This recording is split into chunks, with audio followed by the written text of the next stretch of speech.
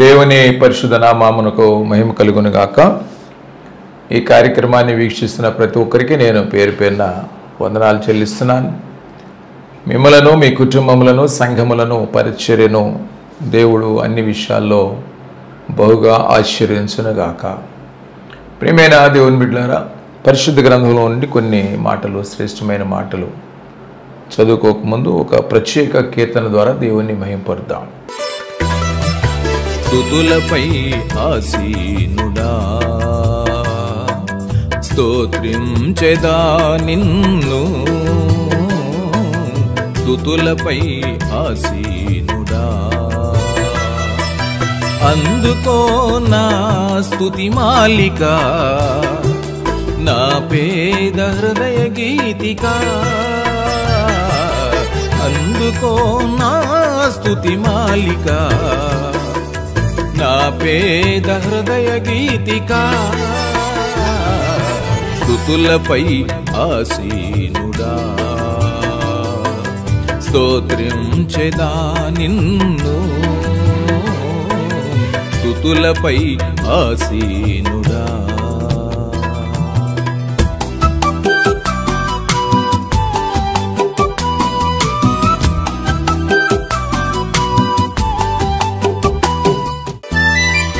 శిల వంటి నాదు జీవితం మార్చినావు ఇల శిల్పముగా. శిల వంటి నాదు జీవితం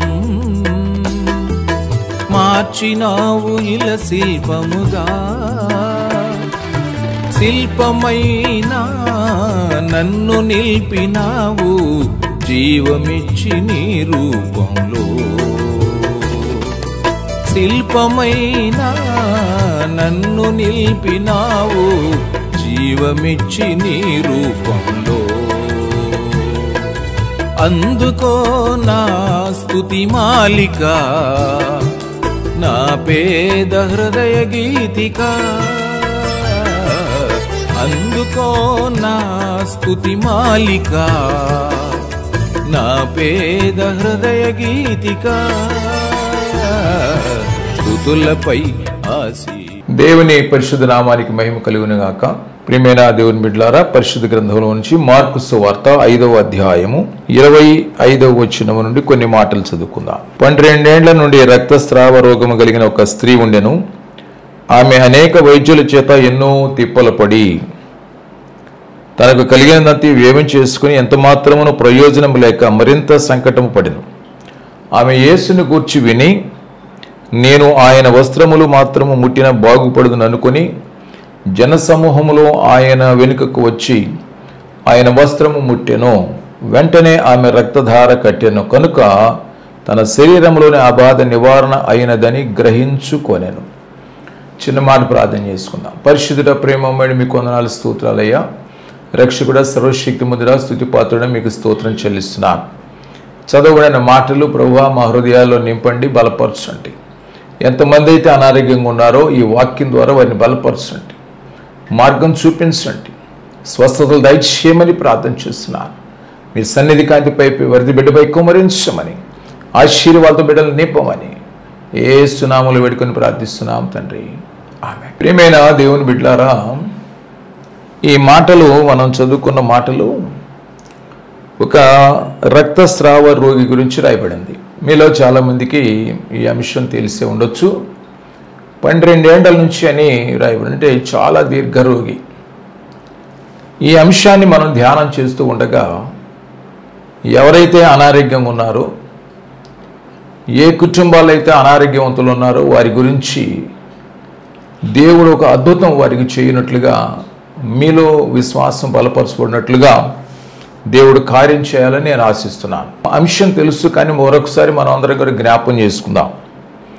రక్తస్రావ రోగి అయితే 12 సంవత్సరాల నుంచి ఎంత వేదన పడుతూ ఉంటుందో, ఎంత శారీరకంగా వేదన పడి ఉంటుందో.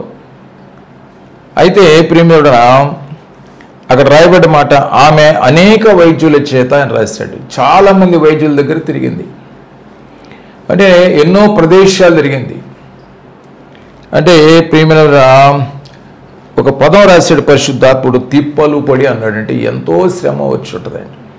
ఒక్కోసారి ప్రయాణం చేయడానికి శరీరం సహకరించు, ఒక్కోసారి డాక్టర్స్ కన్సల్ట్ అవ్వడానికి డాక్టర్స్ సరిగ్గా టైం దొరక్క, ఒక సమయానికి కొన్నిసార్లు డబ్బులు దొరక్క, లేదా ఆమెకు సహకరించి సహాయం చేసి తీసుకుని వెళ్ళేవాళ్ళు దొరక్క చాలా శ్రమ 12 ఏళ్ళు అనుభవించింది. అందుకనే పరిశుద్ధాత్మ తిప్పలు పడి అని రాశాడు. ఈనాడు కూడా చాలామంది అనారోగ్యవంతులు రకరకాలైనటువంటి ప్రయాసాలు పడుతూ ఉన్నారు. చాలా చోట్లకి అనేక మంది డాక్టర్స్ తిరుగుతున్నారు, అనేక ప్రదేశాలు తిరుగుతున్నారు, అనేక ప్రాంతాలు తిరుగుతున్నారు. లేదా ఇంకెవరైనా మరొకరు నైద్యం చేసేవాళ్ళు ఉన్నారంటే, డాక్టర్స్ కాకుండా మరొకరు చేసేవాళ్ళు ఉన్నారంటే వాళ్ళ దగ్గరికి వెళుతున్నారు.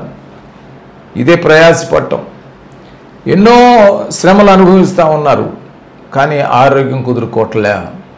అలాంటి స్థితిలో చాలామంది ఉన్నారు. క్రైస్తవుల్లోనే చాలామంది, క్రీస్తు బిడ్డలుగా ఉన్నవారే చాలామంది మరి యేసు ప్రభు వారి యొక్క శక్తిని గ్రహించక మరి అనారోగ్య స్థితిలో ఉన్నటువంటి వారు ఎంతోమంది ఉన్నారు. అన్యులు మాత్రమే కాదు, క్రైస్తవుల్లో కూడా చాలామంది ఈ తిప్పలు పడి అనే మాట, శ్రమలో అనుభవిస్తూ ప్రయాసపడుతూ దేవుని వైపు కన్నీరు కారుస్తూ ఎన్నో రకాలుగా ఉండి ఉంటారు. ఈరోజు ప్రభువు మాట్లాడుతున్నాడు, నీ జీవితంలో దేవుడు ఒక అద్భుతం చేయాలని ఆయన ఆశపడుతున్నాడు. నీవు దేవుని మీద ఆశ కలిగి నాకు దేవుడు స్వస్థత ఇవ్వగలడు, ఇస్తాడు అని నువ్వు విశ్వసిస్తున్నావు లేదో కానీ దేవుడు నీకు ఇవ్వాలని ఆశపడుతున్నాడు. కానీ ఆయన వైపే నువ్వు చూడట్లేదు. ఇది విశేషం. ఈరోజు మీ జీవితాల్లో కార్యాలు జరగకపోవటం కారణం ఏంటంటే దేవుని వైపు నువ్వు చూడట్లే, లోకం వైపు చూస్తున్నావు. కానీ ప్రభువు కూడా ఒక మాట అన్నాడు, రోగికి వైద్యుడు అవసరమే, కన్సల్ట్ అవ్వాలి కాదనిలే. కానీ అన్ని రోగాలు అంతవరకు డాక్టర్స్ కూడా చేయలేకపోవచ్చు. ఒక్కోసారి కొంతమంది డాక్టర్స్ నేను కన్సల్ట్ చేసి మాట్లాడినప్పుడు వాళ్ళు కూడా అంటుంటారు, అయ్యా మేము కూడా ఒక 50% చేయగలం, మాకు దేవుడు ఇచ్చిన జ్ఞానం చేత శాస్త్రం చేత చేయగలం. అందుకని మనం ఎప్పుడన్నా హాస్పిటల్కి వెళ్ళండి, ఒక తీవ్రమైన అనారోగ్యంతో వెళ్ళినప్పుడు ఐసీయూలో పెట్టి ఏమంటారంటే డాక్టరు ఒక 24 గంటలు గడిస్తే చెప్తా అంటాడు, 48 గంటలు గడిస్తే కానీ చెప్తా అంటాడు. అంటే అర్థం ఏంటి? ఆయన చేతుల్లో సంపూర్తిగా లేదు అవకాశం అని అర్థమే కదా. గడిచిన తర్వాత ఇచ్చే వైద్యాన్ని బట్టి నయం చేస్తూ ఉంటారు. అంటే డాక్టర్స్ కూడా ఏంటంటే సంపూర్ణంగా హామీ ఇవ్వలేని పరిస్థితే. కానీ దేవుడు నీవు విశ్వాసం ఉంచగలిగితే నీకు సంపూర్ణ స్వస్థత ఆయన ఇవ్వగలడు. ఎందుకంటే ఆయన సమస్తము ఆయనకి సాధ్యము, దేవునికి అసాధ్యమేది లేదు. Everything is possible. నీవు నమ్మితే విశేషం అది. చాలామంది వాగ్దానాలు చేయబడతాయి, ఇది మొదలుకొని నిన్ను ఆశీర్వించదని అంటాడు దేవుడు. ఇది మొదలుకొని నిన్ను ఆశీర్వించు అంటే నువ్వు లోకానుసారంగా జీవిస్తున్నా కానీ ఆశీర్వించడం. ఆశీర్వించారు తన బిడ్డల్ని ఆశీర్వించేది ఆయన. ఆ బిడ్డలకే వాగ్దానం అది, అందరికి కాదు. ఇది మొదలుగా నేను ఆశీర్వించునంటే నువ్వు లోకం వైపు చూస్తూ లోకంలో ఉంటూ నీకు ఆశీర్వాదాలు రావు. కానీ ఒక కండిషన్ ఉంది, నీకు వాగ్దానం నెరవేరాలంటే ఆశీర్వాదం రావాలంటే కండిషన్ ఉంటుంది. ఏంటంటే ద్వితీయోపదేశకాండం 28వ అధ్యాయం మొదటి వచనం అంటాడు, నీ దేవుడైన యెహోవా మాట శ్రద్ధగా విని ఆజ్ఞ ప్రకారం నడుచుకొని వాళ్ళ దీవెనలన్నీ మీద వస్తాయి అన్నాడు. అది ఆజ్ఞ ప్రకారం జీవించాలి, ఊరికి ఆశీర్వాదాలు రావు. నీకు స్వస్థత ఊరికే రాదు, దేవుని యందు సంపూర్ణ విశ్వాసం ఉంచాలి. కనుక ఈ 12 ఏళ్ల నుంచి రక్తస్రావాల రోగి రాయబడి మాట, అనేక మంది వైద్యుల చేత ఎన్నో తిప్పలు పడి తనకు కలిగినంత వ్యయం చేసుకొని, ఇది కూడా రాశాడు, ఆమె దగ్గర ఉన్న డబ్బంతా కూడా అయిపోయింది. ఎంత మాత్రమును ప్రయోజనము లేక మరింత సంకటపడింది. అంటే 12 ఏళ్ళేటప్పటికి తీవ్రమైనటువంటి దీర్ఘ రోగం వచ్చింది. ఎన్నాళ్ళు ఏదో డబ్బు ఉంది కనుక ఏదో ఖర్చు పెట్టుకుని తిరిగింది, అన్నీ చేసింది. ఇక ఏమైపోయిందంటే ఆమెకి కలిగినదంతయు, అంటే ఇక ఆమె దగ్గర ఏం లేదు. సో ఈ చివరికి ఏంటంటే శరీరంలో ఇక ప్రయోజనం లేకుండా పోయింది పరిస్థితి. అట్లాగా నిస్సత్తువ. కనుక ఎంత మాత్రం ప్రయోజనం లేక మరింత సంకటపడాను. అంటే అంతకుముందు మొదటి సంవత్సరం ఉన్నదానికంటే 12 సంవత్సరాల తర్వాత తీవ్రమైనటువంటి స్థితిలోకి వచ్చింది. ఇది అంశం. అయితే ప్రియమైన బిడ్డలారా, ఇక్కడ ఒక స్త్రీని చెప్పబడింది కానీ అనారోగ్యవంతురాలని, ఈ కార్యక్రమాన్ని చూస్తూ వింటున్న దేవుని బిడ్డలారా, మీ జీవితాల్లో ఏ అనారోగ్యమైనా కానీ నీకు కానీ, లేదా కుటుంబ సభ్యులకు కానీ, రక్త సంబంధులు కానీ, బంధువులు కానీ, స్నేహితులు కానీ, శ్రేయభిలాషులు కానీ, ఎవరైనా ఏదైనా అనారోగ్యం ఉండని, ఈ స్త్రీ పొందినటువంటి కార్యం నీ జీవితంలో నీవు కూడా పొందుకోగలవని ప్రభువు అంశం రాశాడు. కనుక ఆ ఏమీ లేని పరిస్థితికి వచ్చిన తర్వాత అక్కడ రాయబడ్డ మాటలు ఏంటంటే, మార్కు సువార్త 5వ అధ్యాయం 27వ వచనం, ఆమె యేసును కూర్చి విని, మొదటి పాయింట్ ఇది. ఆమె పరిస్థితి మనకు అర్థమైంది. 12 సంవత్సరాలు, ఎంతోమంది వైద్యులు, ఎన్నో ప్రదేశాలు, డబ్బంతా అయిపోయింది. ఉంది డబ్బు కానీ అయిపోయింది. ప్రయోజనం లేని స్థితి, సంకట స్థితికి వచ్చేసింది. ఈ స్థితిలో ఎక్కడికి వెళ్ళడానికి డబ్బు లేదు, ఎక్కడికి వెళ్ళడానికి శక్తి లేదు. కానీ ఆమె జీవితంలో ఒక అద్భుతం ఏంటంటే, యేసుని గురించి విని, ఆమె యేసుని గురించి వింది. తర్వాత రెండోది, నేను ఆయన వస్త్రములు మాత్రం ముట్టిన బాగుపడదు అనుకొని. రెండో అంశం ఏంటంటే, ఆమె ఒక నిర్ణయానికి వచ్చింది. యేసుని గురించి ఎప్పుడైతే విందో, ఆయన వస్త్రాలు ముట్టుకుంటే బాగుపడతాను అని ఆమెలో ఏమిందంటే ఒక నిర్ణయానికి రావటం కాదు, ఆమెలో ఒక నమ్మకం వచ్చింది. వెంటనే ఏం చేసిందంటే, మూడో పని, జన సమూహంలో ఆయన వెనుకకు వచ్చి ఆయన వస్త్రము ముట్టింది. మూడో పని ఏం చేసిందంటే, ఆయన వస్త్రాలు ముట్టింది వెనక నుంచి అట్ట. అది కూడా రాశాడు. అంటే ప్రభువు ముందుకు రావడానికి కూడా భయం వేసింది ఆమెకి. వెనక నుంచి వస్త్రాలు ముట్టింది. ప్రియమైన ఈ స్త్రీ గురించి చెప్పబడింది, అనేక మంది వైద్యులు, అనేక ప్రదేశాలు, డబ్బంతా ఖర్చు అయిపోయింది, ప్రయోజనం లేదు, సంకట స్థితిలో ఉంది, అంటే చనిపోయే స్థితికి వచ్చింది. ఒక మాట, ఆ స్థితిలో ఆమె జీవితంలో జరిగిన కార్యాలు, అద్భుతాలు నీ జీవితంలో కూడా దేవుడు చేయగలడు. కానీ ఇక్కడ అంశం ఏంటంటే, ఆమె యేసుని గురించి వింది కనుక ఒక నిర్ణయానికి వచ్చింది. ముట్టుకుంటే బాగుపడదని నిర్ణయానికి వచ్చింది. వెంటనే వెళ్ళింది, ముట్టుకుంది. 3 పనులు జరిగినాయి. ప్రియమైన బిడ్డ, 4వ పని ఏంటంటే, వెంటనే ఆమె రక్తధార కట్టెను కనుక తన శరీరంలోని ఆ బాధ నివారణ అనేది గ్రహించుకొనేను. అద్భుతం అండి. 4వది ఏం జరిగిందంటే, ఆమె రక్తధార కట్టెను, స్వస్థత కలిగింది. ఆమెకు అర్థమైపోయింది, నా శరీరంలో బాధ నివారణ అయింది. సంకట స్థితి అన్నాడు అంతకుముందు, ఆ సంకటం అంతా సమాధానం వచ్చేసింది. ఆమెకి స్వస్థత వచ్చింది. 4 కార్యాలు ఆ జీవితంలో ఆమె స్థితిని చెప్పబడింది. తర్వాత ఆమె స్థితి నుంచి స్వస్థత ఎట్లాగ వచ్చిందో 4 అంశాలు ఇక్కడ చెప్పబడ్డాయి. ఒకటి, యేసుని గురించి వింది. కానీ ప్రియమైన ఎప్పుడైనా నువ్వు ఒకవేళ ఏ స్థితిలో నువ్వు ఉన్నావో, దిక్కుతోచని స్థితిలో నువ్వు ఉన్నావేమో, కానీ యేసు నీ కొరకు ఆయన అంటున్నాడు, స్వస్థపరచు యెహోవాను నేనే. ప్రియమైన ఎప్పుడైనా యేసు క్రీస్తులో స్వస్థశక్తి ఉంది. ఆయన అనేక మంది ఆయన సంచరించిన రోజుల్లో రోగులను బాగు చేశాడు. అసలు ప్రభు అన్నాడు, యెహోవా ఆత్మ నా మీద ఉన్నది. దేనికోసం అంటే, నేను రోగులను బాగు చేయటకు, పేదవారిని కనికరించడానికి, కుంటివారికి చూపు ఇవ్వటానికి, మగవారికి మాట ఇవ్వటానికి, కుంటివారికి నడక, గుడ్డివారికి చూపు, కుష్టివారికి స్వస్థత, చనిపోయిన వారి సైతం ఆయన బ్రతికించాడు. ఆయనలో స్వస్థత శక్తి ఉంది. ఆ శక్తి ఉందనే సంగతి ఏమో వింది. నీవు విన్నావా? ఎక్కడెక్కడో తిరిగావు ప్రేమైన బిడ్డ కాదంట్లా, నీ నమ్మకాన్ని బట్టి తిరిగావు. కానీ ఈరోజు యేసు క్రీస్తు ప్రభు వారి గురించి నువ్వు విన్నావా? వినకపోతే ఆయన గురించి విను. యేసుని గురించి వినాలి. యేసులో ఉన్నటువంటి స్వస్థ శక్తిని గురించి నువ్వు వినాలి. వినాలి అని అంటే, ఒకటి, ఎక్కడైనా సువార్త సభలు జరుగుతుంటే విను, లేదా దగ్గరలో ఉన్న దేవాలయాన్ని ఉంటే ఆదివారం వెళ్ళి అక్కడ విను, లేదా ఏదైనా ఫాస్టింగ్ ప్రేయర్స్ జరుగుతూ ఉంటే అక్కడికి వెళ్ళు, ఆరాధనలో దేవుని వాక్యాన్ని విను. అలా విన్నా నీవు ఈ పరిశుద్ధ గ్రంథాన్ని చదువు. ఈ గ్రంథం నీతో మాట్లాడుద్ది. ఒకసారి ఒక సేవకురాలు టీవీలో మాట్లాడుతూ ఆమె చెప్పిన మాట, ఈ గ్రంథాన్ని నేను చదువుతూ ఉండగా ఈ వాక్యము ఆత్మచేత రాయబడ్డ వాక్యం, ఈ వాక్యము యేసుక్రీస్తు ప్రభువారు, దీనిలో జీవం ఉంది, దీనిలో శక్తి ఉంది. ఇది చదువుతూ ఉండగా నా కళ్ళకు స్వస్థత కలిగిందని సాక్ష్యం చెప్పింది. ఈ వాక్యంలో శక్తి ఉంది. నువ్వు దేవాలయానికి దేవుని వాక్యాన్ని విను, సభల దగ్గరికి వెళ్ళి దేవుని వాక్యాన్ని విను. అక్కడ యేసుక్రీస్తు యొక్క శక్తిని గురించి నువ్వు తెలుసుకుంటావు.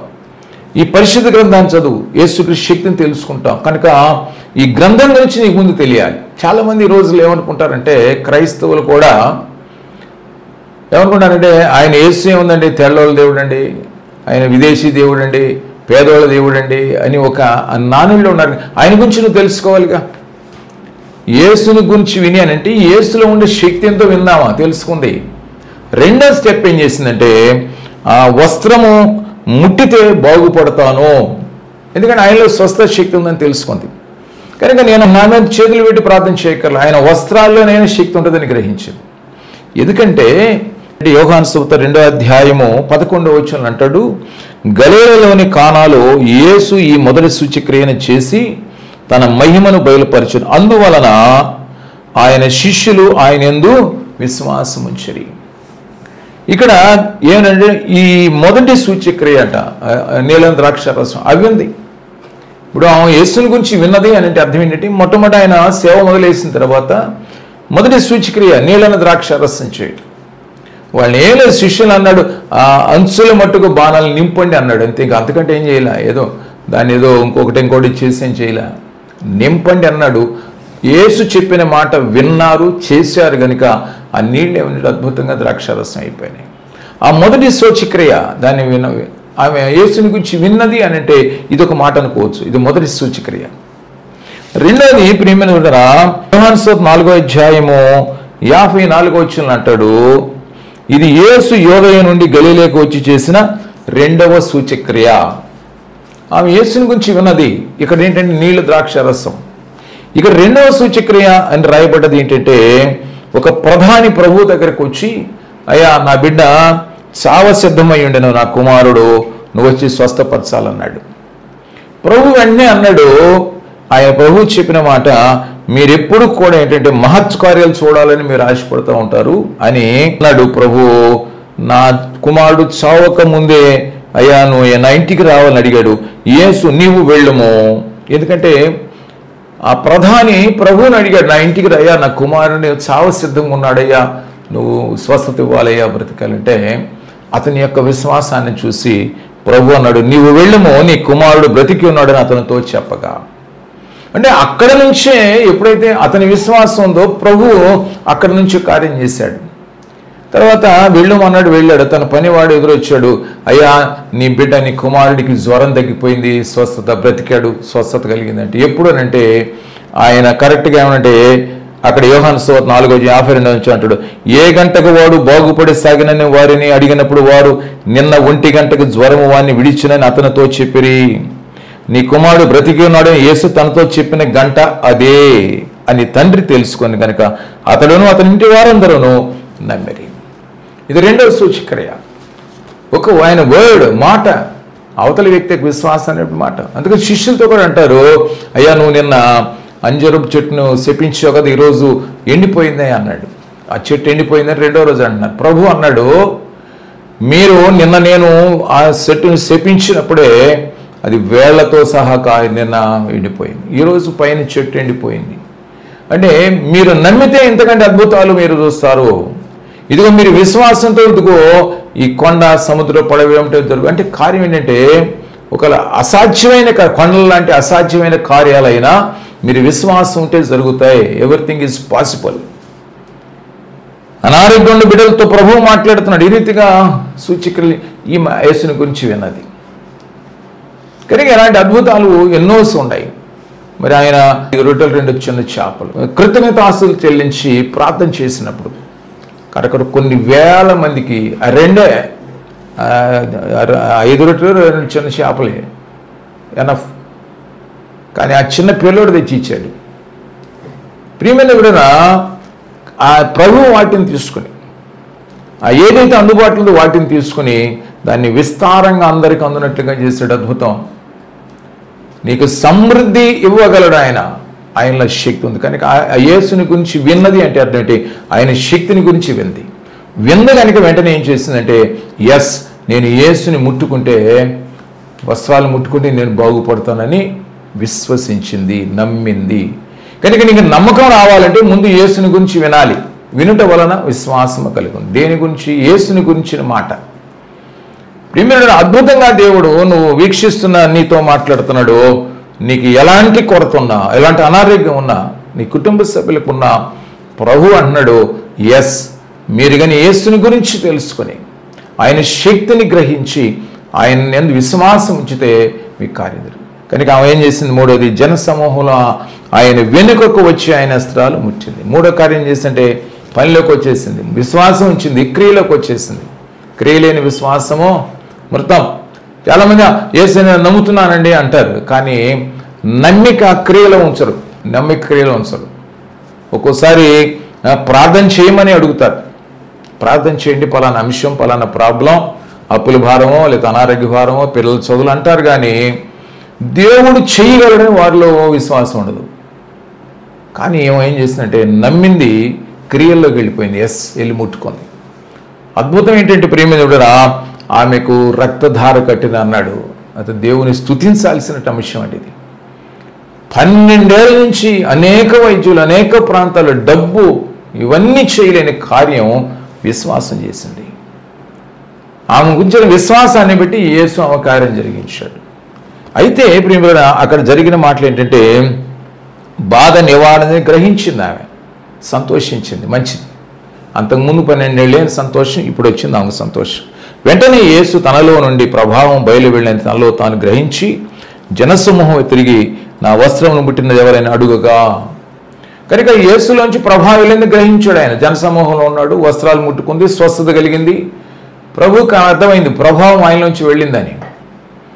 శిష్యులు అడిగితే శిష్యులు అంటారు, ఎంతోమంది మీ మీద పడతా ఉన్నారా, ఎవరని చెప్పగలం అంటారు. కానీ యేసుకు సమస్తం తెలుసు. 139వ కీర్తన అంటాడు, జరిగింది ఎంతో చెప్పగలడు, జరుగుతుంది అని చెప్పగలడు, జరగబోయేది కూడా చెప్పగలడు. మన తల వెంట్రుకలను లెక్కించగలిగిన దేవుడు, సమస్తం ఎరిగిన దేవుడు. ఆయన తెలియనిది ఏముండదు. కానీ ఆమెను ముందుకు పిలిచి సాక్షిగా నిలపాలని ప్రభు ఉద్దేశం. అది ఆమెను ముందుకు పిలిచి సాక్షిగా నిలపాలి. ఎందుకంటే అనేకుల మంది సాక్ష్యం. అందుకని ప్రభు అంటాడు, యెహోవా చేసిన కార్యంలో నేను ఆయనకేం చెల్లించుదును, రక్షణ పాత్ర చేతబుచ్చుకొని యెహోవా నామమున ప్రార్థన చేసేదును అని ఉంది 116వ కీర్తన. ప్రజలందరి ఎదుట నా మొక్కుబడులు చెల్లించుదును అంటే, ప్రజలందరూ మధ్య మొక్కుబడి అంటే నువ్వు ఏదేదో వచ్చు, అది కాదు. ప్రధానమైన మొక్కుబడి ఏంటంటే సాక్ష్యం. నువ్వు సాక్ష్యం, నా జీవితంలో యేసు చేశాడని సాక్ష్యం చెప్పాలి. అది ప్రజలందరి ఎదుట. చాలామంది జీవితంలో అన్ని కార్యాలు జరుగుతాయి, కానీ ప్రజల ముందు యేసుని చేసిన కార్యాల గురించి ఆయన కనపరచరు, సిగ్గుపడుతూ ఉంటారు. కానీ ఏమే అలాగే భయపడుతుంది.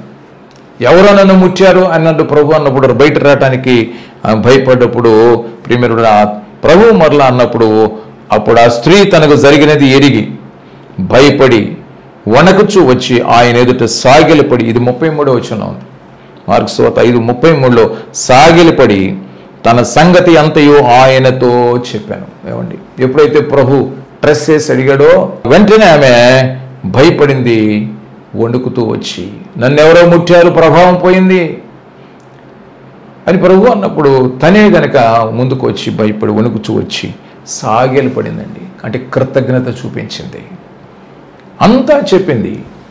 ఆయన ప్రభు ఉన్నాడు, శిష్యులు ఉన్నాడు, చాలామంది జనం ఉన్నారు, జనుల మధ్య సాక్ష్యం చెప్పింది. నేనేనయ్యా, 12 ఏళ్ళయ్యా, డబ్బంతా అయిపోయిందయ్యా, శ్రమ అయ్యా, శరీరం అంతా శుష్కించిపోయిందయ్యా, సంకట స్థితి అయ్యా, విన్నానయ్యా నీ గురించి, ముట్టుకుంటే బాగుపడదని తెలుసుకున్నా, వచ్చాను ముట్టుకున్నానయ్యా, స్వస్థత కలిగిందయ్యా అని సాక్ష్యం చెప్పింది. మనలో కూడా చాలామంది ఏదన్నా బాబు పాస్ అయ్యాడు, పాప పాస్ అయింది, ఏదైనా ఉంటే కార్యాలు జరిగినప్పుడు ప్రార్థన పెట్టి సాయంత్రం పలహారం పెట్టి తెల్లారించి మర్చిపోతారు యేసుని గురించి. అలా కాదు, జీవిత కాలమంతా నేను స్తుతించదనని ఉంది వాక్యం. బ్రతుకు కాలమంతయు అనుదినము నేను దేవుని స్తుతించదని, కృతజ్ఞతాస్తులు చెల్లించాలి. ఆయన వచ్చి చెప్పింది.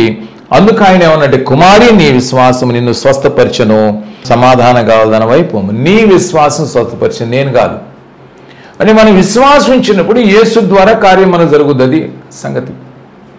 ప్రభు చెప్పిన మాట, కుమారి నీ విశ్వాసము. ఈనాడు మీ జీవితాల్లో కార్యాలు జరగకపోవడానికి కారణం ఏంటంటే మీరు విశ్వసించకపోవటం యేసుని. ఎందుకు విశ్వసించట్లేదు? యేసుని గురించిన శక్తి, ఆయనలో ఉన్న స్వస్థ శక్తి కానీ ఆయనలో ఉన్న కృపణ గురించి మీరు వినాలి. వినండి ప్రియమిత్రుడు. ఎన్నో తిప్పలబడి ఎన్నో చోట్ల వెళ్ళారు, ఎక్కడ కార్యం జరగలేదుగా. యేసుని గురించి వినండి, యేసుని గురించి చదవండి, దానిలో శక్తి మీకు గ్రహిస్తారు. గ్రహించినప్పుడు మీ జీవితాలు బాగుపడతాయి.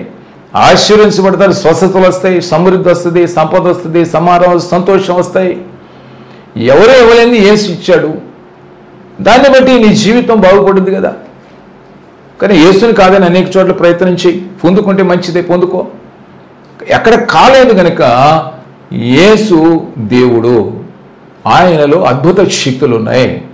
కృప కలిగిన వాడు, ప్రేమ కలిగిన వాడు, స్వస్థ శక్తి ఉంది. ఆయన మనందరి కొరకు సిలువలో ప్రాణం పెట్టాడు.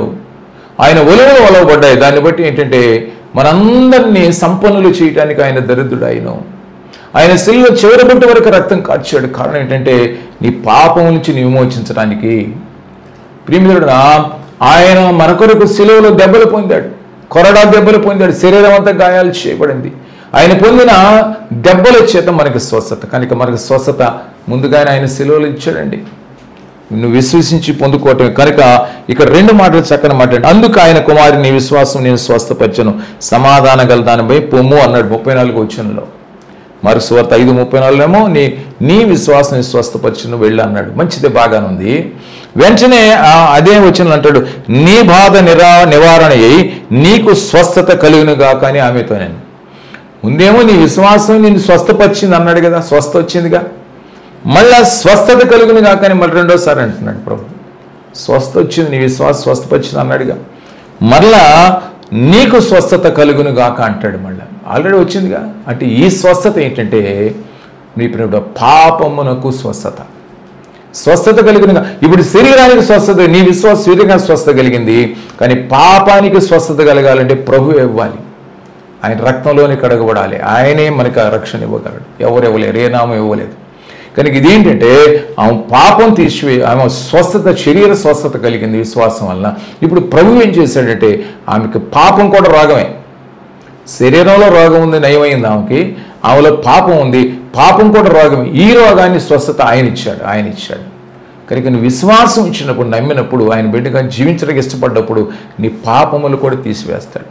చూడండి, అక్కడే చివరిగా జ్ఞాపకం చేస్తాను. మార్కు సువార్త 2వ అధ్యాయంలో 5వ వచనంలో అంటాడు, యేసు వారి విశ్వాసం చూచి, కుమారుడా నీ పాపములు క్షమించబడినవని పక్షవాయువులతో చెప్పాను. శాస్త్రులందరూ కూడా అభ్యంతరపడ్డారు.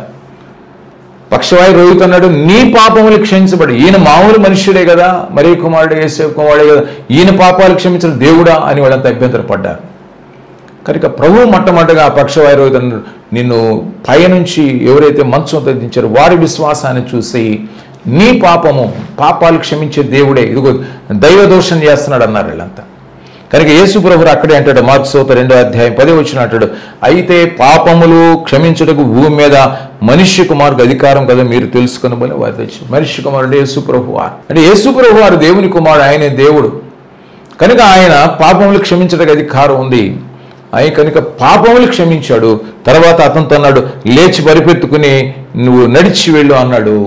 అంటే అతనికి స్వస్థత, శరీర స్వస్థత కూడా ఇచ్చాడు. ముందేమో పాపాన్ని అనే రోగానికి స్వస్థత, రక్షణ ఇచ్చాడు. తర్వాత శరీర స్వస్థ ఇచ్చాడు ప్రభు. ఆయనలో రక్షణ, ఆయనే రక్షకుడు.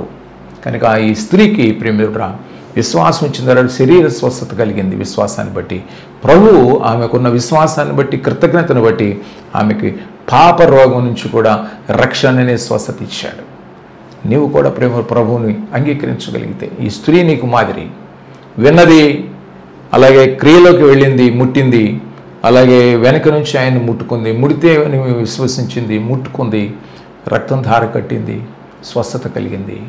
ఆమెకు శరీర స్వస్థత కలిగింది, పాపం నుంచి కూడా స్వస్థత కలిగింది, రక్షణ భాగ్యం కలిగింది, నిత్య జీవానికి వెళ్ళే మార్గాన్ని పొందుకుంది. చిన్న మాట ప్రార్థన చేసుకుందాం. పరిశుద్ధ ప్రేమబడి మీకు వందనాలు. చేరి వచ్చిన బిడ్డలను దీవించండి. ఈ వాక్యం విన్న బిడ్డలను బలపరచండి. వారిలో విశ్వాసం కలుగ చేయమని, నీ వాక్యం వింటానికి ఒక కృప చూపించమని, అద్భుత ఆశ్చర్యకర జీవితాలు చేయమని, స్వస్థతలు దయచేయమని యేసు నామములో వేడుకొని ప్రార్థిస్తున్నాం తండ్రి. ఆమేన్. అందరికీ వందనాలు. దేవుడు మిమ్మల్ని సమృద్ధిగా ఆశీర్వదించునుగాక. ఆమేన్.